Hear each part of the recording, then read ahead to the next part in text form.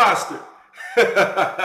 So I had a subscriber of mine want me to break down this fighter, and this video is going to end very badly, but I'll explain at the end. What did I see from this fighter when I was watching him box? I thought his positives were he's very good at judging the distance. So this comes back to when I was doing, like, it's funny how all this stuff's coming full circle. When I was talking about how AJ, and when you're the taller fighter, and I was talking to my subscriber, Richard, about him being the taller fighter. When you tap a smaller dude, you should be moving. When you hit him. If his head doesn't go back, you should be hitting, repositioning, hitting, repositioning, hitting, moving back, hitting, moving back, hitting, circling, hitting, set it up. So he does that very well. Charles Foster is very good at finding his range and finding his distance against these shorter fighters. And he applies a lot of pressure to the fighters, which is very good. He called out John Pascal in his last fight, and I've always liked Pascal. I've always wanted Pascal to do good. Pascal's never really recovered, in my opinion, from his losses to Kovalev, the Crusher, who just got knocked out by Canelo Alvarez. But anyways, I've always liked this Pascal, and Foster called him out in his last win.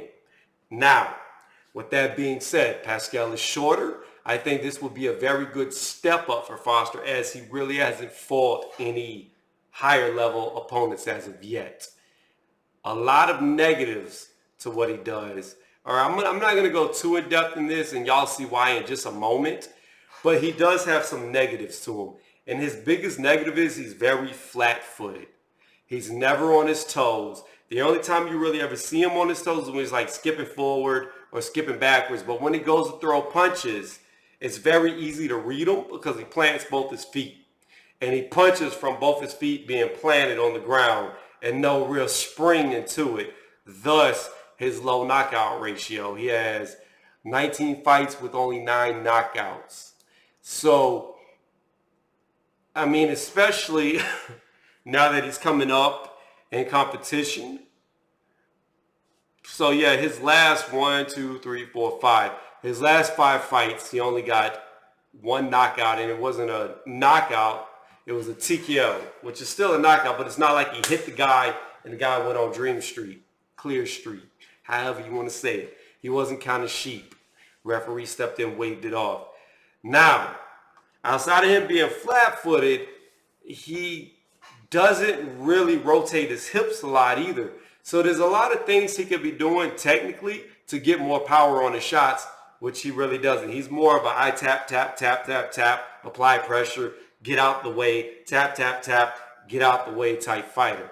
With that being said, I'm not really going to go into any more negatives because it's all going to make sense right now. I've looked all over the internet and I could not find any articles to why he is suspended indefinitely. In case y'all can't read it, I'll make it bigger. Indefinite suspension, which means there's no more to really say about him. If you know why he was suspended, please let me know in the comment sections. I don't know why. I tried to search so I could tell y'all what happened, but I don't know. So thank y'all for watching. And don't forget, on Saturday, December the 7th, I will be going live an hour before the AJ main card. That's right, an hour before the main card. So if you want to catch me in my live and listen to my blow-by-blow commentary from a boxer's eye, all you got to do is close your eyes if you can't see the fight, and I paint the fight for you.